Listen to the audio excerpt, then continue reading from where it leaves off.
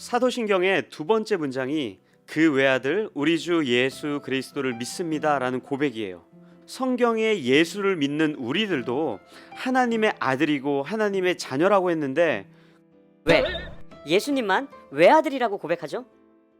그런데 이 고백은 우리도 하나님의 아들이고 예수님도 하나님의 아들이긴 하지만 예수님이 하나님의 아들이라는 것은 예수님께서 아들이기 때문에 하나님보다 못한 존재, 열등한 존재가 아니라 예수님이야말로 하나님의 본체라는 사실을 밝히시는 거예요.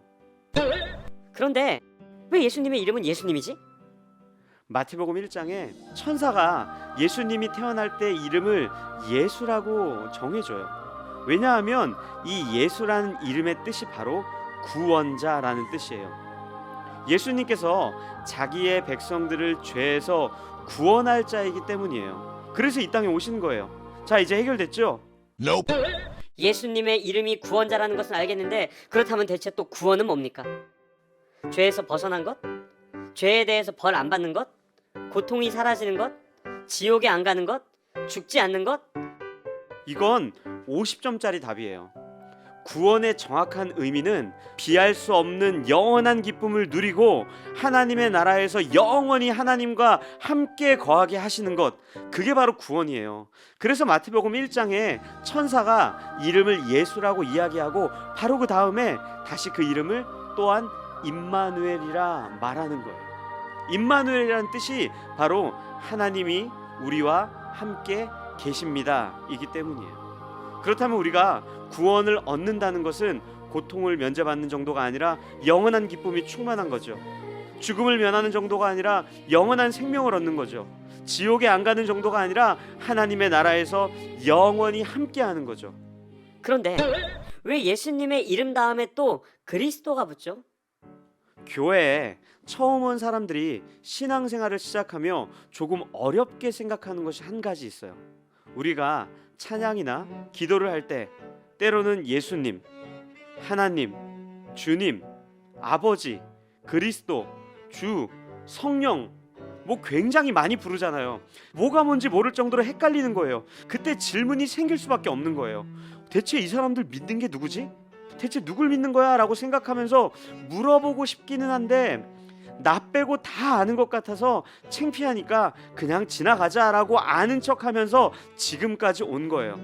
그런데 우리가 사도신경에서 몇 가지 배웠죠. 하나님 배웠잖아요. 전능하신 유일한 분. 또 예수님 배웠잖아요. 죄에서 구원하시는 분, 영원히 하나님과 함께 거하도록 우리에게 생명을 허락하신 분.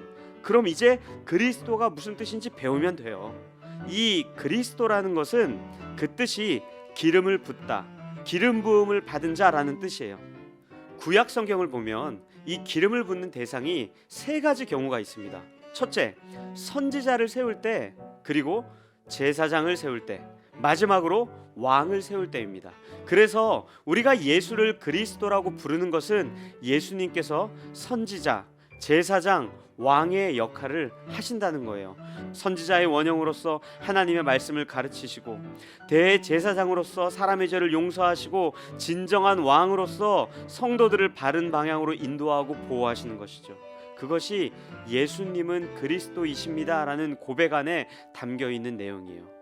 바로 그것이 우리가 믿는 그리스도예요. 그런데 그렇게 구원만 하시고 우리를 인도해 주시기만 하셔도 감지덕진데 죄인인 우리에게 그리스도인이라는 칭호를 허락해 주셔서 우리도 예수님과 같이 말씀을 가까이 할 뿐 아니라 더 나아가서 많은 사람들을 향해 말씀의 증인으로 살게 하세요. 또 모든 은혜에 대한 감사의 제사를 우리가 주님께 직접 드릴 수 있는 것이고, 하나님 나라의 백성일 뿐 아니라 그리스도 안에서 우리도 왕과 같은 지위를 함께 누리는 특권을 허락하신 거예요. 그것이 그 외아들 되시는 구원자 예수 그리스도를 믿습니다라는 고백의 바른 의미이고, 우리에게 허락된 그리스도인, 즉 크리스천이라는 호칭에 담겨진 영광이자 명예예요.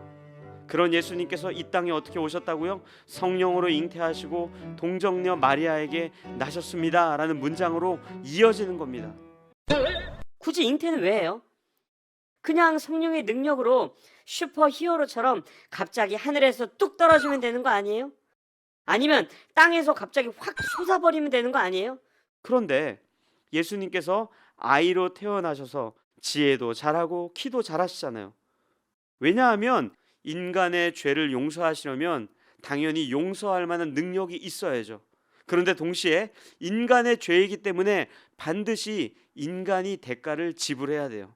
그래서 성령의 능력으로 잉태했다는 것 자체가 하나님이라는 사실을 증명하는 것이고, 동시에 처녀의 몸에 인간으로 태어난다는 것 자체가 참 사람이라는 사실을 증명하는 거예요. 그래서 성령으로 예수님이 오신 것은 죄가 없으신 참 하나님이 참 인간으로 오셔서 죄를 용서하시는 분이라는 구원의 은혜를 정확하게 담고 있는 거죠.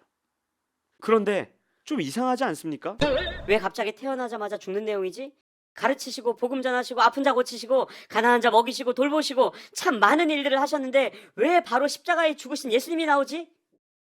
잠깐, 그 전에 왜 빌라도의 이름이 여기 기록되어 있지? 사실 빌라도는 마지막까지 예수님께서 죄가 없다고 말하며 풀어주려고 했어요. 그뿐 아니라 빌라도가 자신의 아내 말을 듣고 죄가 없다고 말하며 이 죽음에 대해 자신은 상관없다는 표시로 손까지 씻었던 사람이에요. 그런데 사도신경에 빌라도라는 이름이 기록되어 있어서 주구장창 우리가 그 이름을 마치 원수처럼 부른단 말이에요. 차라리 여기에 예수님을 팔아버린 유다가 예수님을 절대 배신하지 않겠다고 구라를 쳤던 베드로가 더 어울리지 않아요? 그런데 빌라도의 이름이 떡하니 기록되어 있어요. 왜 그렇죠? 유다나 베드로였다면 누군가는 아마 그래도 내가 유다보다는 낫지, 내가 베드로보다는 아주 조금 괜찮지 라고 생각했을지 모르겠지만, 여기에 빌라도가 기록되어 있으니 이 신앙 고백 앞에 우리는 그 누구도 나는 죄인이 아닙니다 라고 말할 수 없는 거예요. 내가 예수님을 십자가를 지게 한 게 아닙니다 라고 변명할 수 없는 거예요.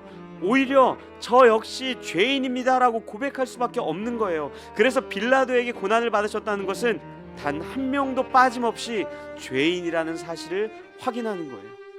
그리고 예수님의 탄생 다음에 바로 예수님의 죽으심이 기록된 이유는요, 그것이야말로 그분께서 이 땅에 오신 유일한 이유이기 때문입니다. 그런데 이 부분에서 우리가 질문하고 다시 한번 확인해야 되는 것이 있어요. 대체 왜 하나님께서 생명을 내어주시면서까지 우리의 죄를 용서하시고 구원하시려고 이 땅에 오시고 또 십자가에 죽으셨을까요? 그 이유는 바로 우리를 사랑하시기 때문이에요.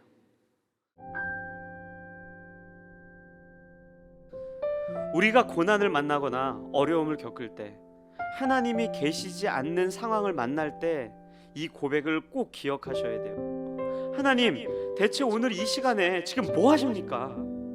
대체 하나님 살아계신 건 맞습니까? 그리고 정말 나를 사랑하는 것이 맞습니까? 이 안타까운 탄식 앞에 예수님께서 이 땅에 오셔서 십자가를 지시고 죽으신 것이 답이 되면 좋겠습니다. 참 하나님이며 참 인간이신 예수를 그리스도라 고백하고 그 예수님께서 십자가에서 죽으셨다는 것이야말로 우리를 지극히 사랑하시는 하나님의 방법이에요.